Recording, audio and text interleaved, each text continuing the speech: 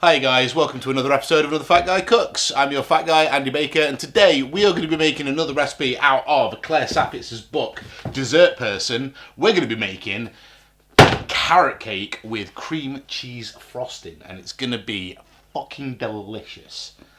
Well, let's go.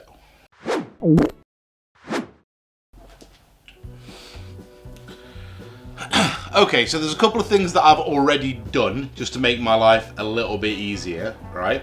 I have pre-roasted some pecans, basically just stuck them in like a 200-degree oven and just cooked them for a bit. Gives them a nice roasty toasty flavour, makes them a bit more crumbly, just generally makes them taste better, right? And the other thing that I've done is I've just shredded about 5 big carrots until I've got about 450 odd grams of carrots. Okay, so pecans, roast them, carrots, grate them. Okay, so the first thing we're going to do is we're going to prepare our baking tins. Okay, so we're going to get a sheet of baking paper. We're going to get the bottom of one of our tins so we know how big it is. If you need to do it, if you haven't got a tin with the bottom that pops out, just do it with the bottom of one of your tins. It's the same thing, you just need the right size. And then I'm just going to score around the outside.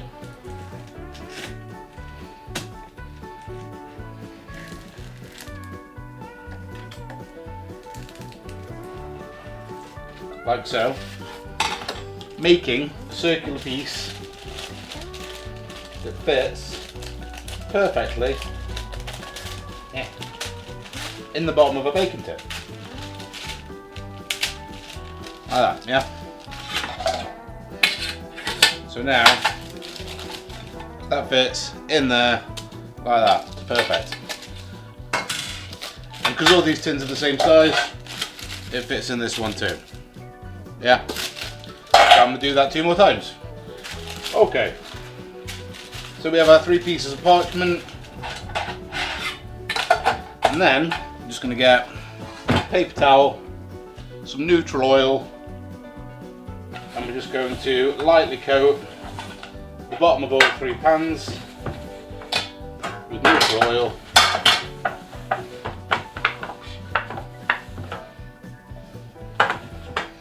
And then put these into said pans so they stick to the bottom.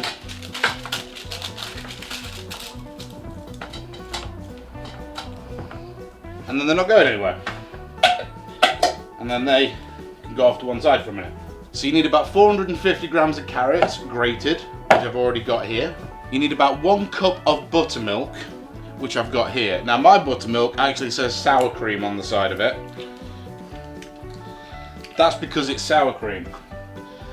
And I can't find buttermilk anywhere, so I'm just going to use sour cream instead. Now sour cream is a little bit thicker than buttermilk, so we're just going to do 3/4 of a cup of that, and then about 1/4 of a cup of water just to thin it out.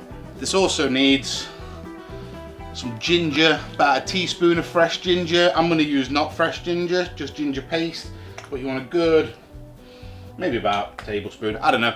I'm not sticking exactly to a recipe, even though I totally should do, but it'll be close. And then about 2 teaspoons of vanilla extract. I don't use too much of this shit because it's fucking expensive as hell. Okay, and then we just need to combine that. Now the buttermilk is actually really good because it helps soften the carrots up so that they're you know, a bit more tender. Okay, so now we have our nice carrot mulch. We're going to put that to one side too. Now we need about a cup. About that much, yeah.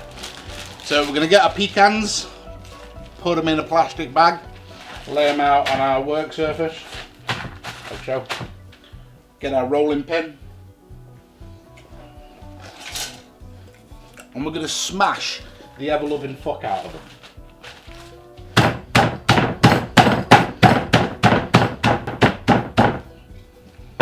Like so. And we're going to get another bowl, and we're going to throw our nuts in the bowl. And then using the same bag that you just threw on the floor. You're going to take the rest of your nuts. I think the total amount of nuts you want is about 1.5 cups. So that's about a cup. And this is about half a cup. And we just want these broken up a little bit.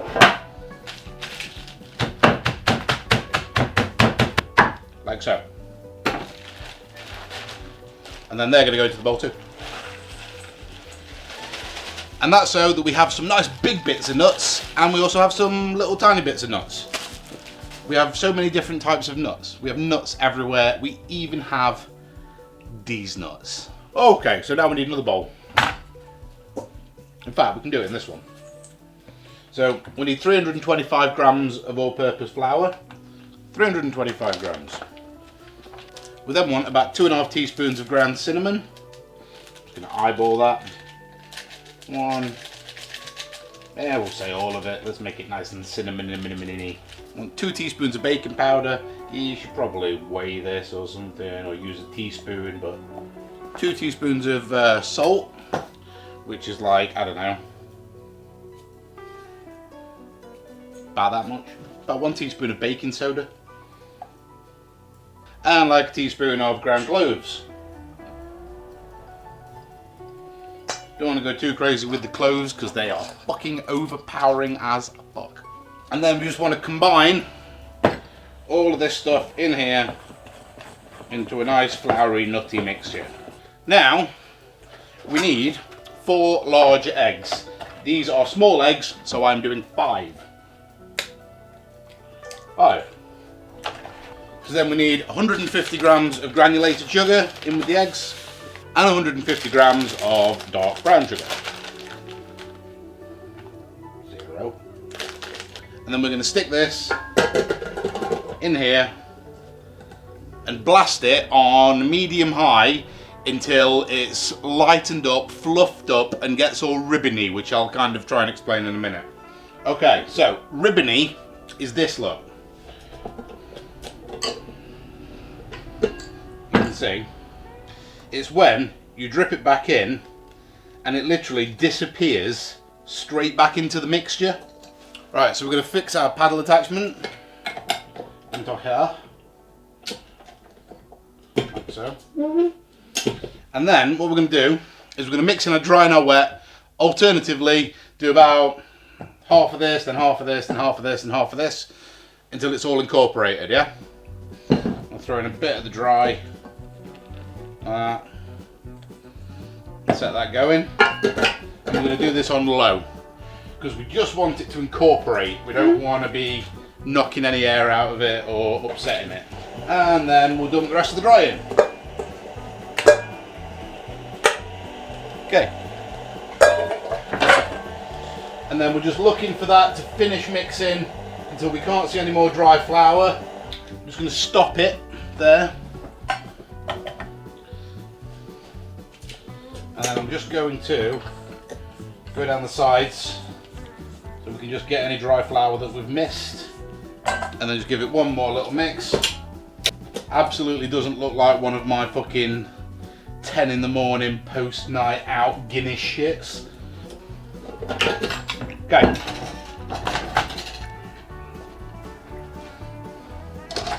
Get our pans. I've missed a vital step. You meant to put oil in this, you know, like butter, like a fat. I've completely forgotten to do that because I'm a moron. And you're meant to whisk it in after you've creamed together the eggs and the sugar, because then when it goes in, it emulsifies with the eggs and the sugar, and it mixes in properly. I don't know if this is going to work now, but we're going to try it anyway. So what we're going to do is we're going to put this in, we're going to do it on pretty high, and then we're just going to very slowly, incredibly slowly, stream in our oil. And really hope that it emulsifies into the mixture. I thought it looked a bit weird. we have hopefully emulsified our oil in. We'll see when we pour it out. If it all ends up sitting on the surface and looking fucking awful, then we'll know we've done it wrong, eh? Right, so we need to equally, I think it might have worked actually, believe it or not. You can weigh this so it kind of looks better and, you know, is equal properly. So now what we're going to do is we're going to bake these in a 175 degree oven for about 20 minutes. We're going to do 2 on the top shelf, 1 on the bottom shelf, and then after about 20 minutes we're going to go in and swap them around and put 2 on the bottom and 1 on the top, right? All in the centre of the oven. And hope that they turn into cake. And I'll be right back and we'll make the frosting, which I'm also really bad at. And if I drop these on the way, the next thing you will see is me coming back to tell you the episode's over. Because I ain't fucking doing this again. Alright guys, we are back. And as you can see, we have 3 sort of properly baked cakes. Now, what we're going to do first is we're going to even these off to make them a bit easier to stack. So let's do these one at a time. This boy first. Take this off. Take this off. So as you can see, big bulge in the middle, yeah? Not the end of the world, just means we have to do a little bit of cake surgery and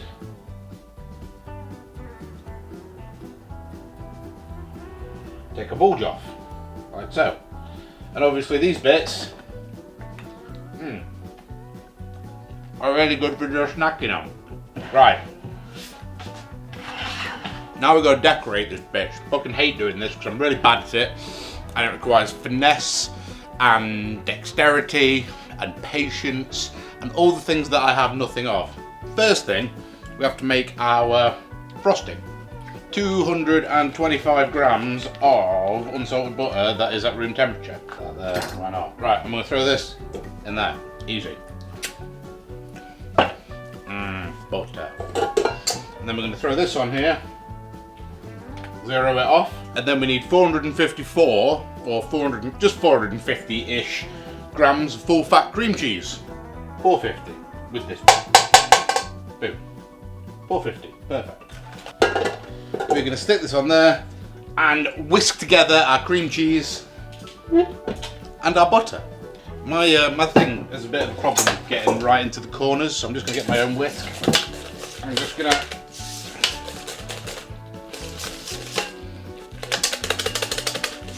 big pinch of salt as always, because everything needs a big pinch of salt. And then we need 454 grams of powdered sugar. So what I'm going to do is dump in a bit and then give it a whisk and put it on super slow because I don't want it to fucking smoke out the entire place because powdered sugar just goes fucking everywhere. Some vanilla extract just for a bit of flavour. That should be about enough, I think.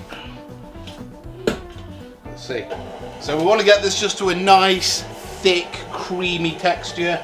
Big piece of parchment paper that fits over our entire cake decorating stand thingy, right? Tear it in half, like so, and then tear these into quarters, yeah? And then we cover the bottom of it with the 4 pieces, like this, yeah? And what this does is it means that we don't get icing all over our stand and all the pieces can be pulled out afterwards and it gets rid of all the excess and makes it look a bit tidier, right? Always go for the flattest bit, don't break, and get him nice and central. Okay, and then obviously we want a nice good layer of our frosting. Okay. Get your next bit. I think you can be top. No, you can go next. Nice, that'll do. And then we throw the top on. And then we just need to ice it. Now, there is something that we can do called a crumb layer, which is where we ice the cake sort of lightly all the way over and around, and then we put it in the fridge, and then we bring it out and we ice it again, and then that means that all the bits that you get, like you're seeing on here, will be on the inside, and then you won't see them when you put your second layer of icing on. I'm trying to do it so you can see what I'm doing, but don't move. Okay, we're gonna have to, I'll tell you what we'll do. We'll this guy will do. I'm gonna stick this knife through the centre of the cake and leave that there, and that'll hold it in place. Yeah, I mean, I've followed it exactly, but it looks way thicker in the thing than it does here. This just seems very fucking like thin. I don't know, man. I think that's like gonna be our first layer. What I'm gonna do now is I'm gonna put the frosting and the cake in the fridge for the next like half an hour or so. Let it set as much as it can, and then bring it back up, and then we'll finish it off and see what we come up with. I don't fucking know. We'll see. I'll be back. Okay, so I've done a little bit of research, and it turns out that it's a combination between English icing sugar, English cream cheese. Basically, English cream cheese is a lot more watery than American cream cheese, which means that when you try and make cream cheese icing with it, it turns into a sloppy fucking mess. So, if you add some xanthan gum or some cornstarch to your icing, it thickens it right up and makes it so you can make cream cheese icing without it being fucking sloppy and gross, right? So I've wiped a lot of the icing off of this to allow me to try and re-ice it, and we'll see what happens, right? I don't know how this is gonna go, but it's definitely a lot more malleable now, and I should be able to ice it a lot easier, but we'll see. I don't know. I mean, it seems to be icing better. I think I've added a bit too much xanthan gum because the icing almost looks chewy. But you know, we'll see how it goes. Man, I am not good at making cakes. The icing is now a little bit less like icing and a little bit more like mashed potato. Like that instant mash stuff. Yeah, it still tastes nice, it's just a little gummy, I think the word might be. Which, you know, I think you can expect if you're adding xanthan gum to things. Right, I'm just going to wrap this up because pull the paper out. And that should bring a lot of the icing with it. Man, have I fucked this up.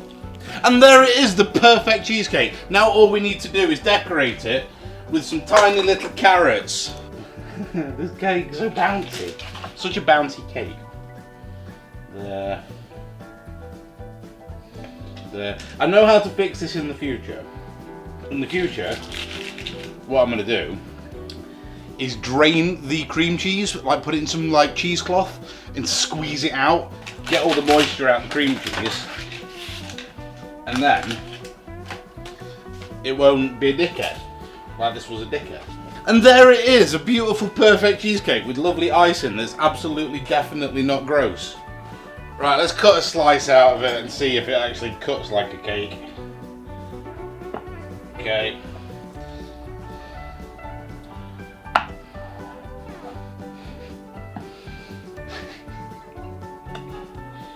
Here we go.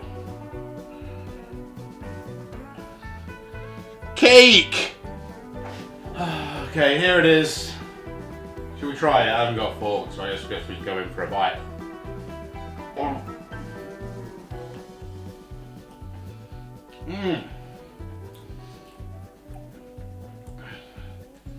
I mean,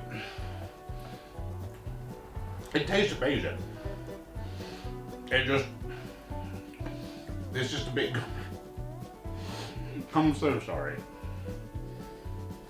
I know this. Hang on. I know this isn't the sort of ridiculously high standard that you expect from me. But this is what you fucking get, right? Another fat guy's just cooked. Fuck off. I'll see you later. Bye. I hate my life. Another fat guy cooks.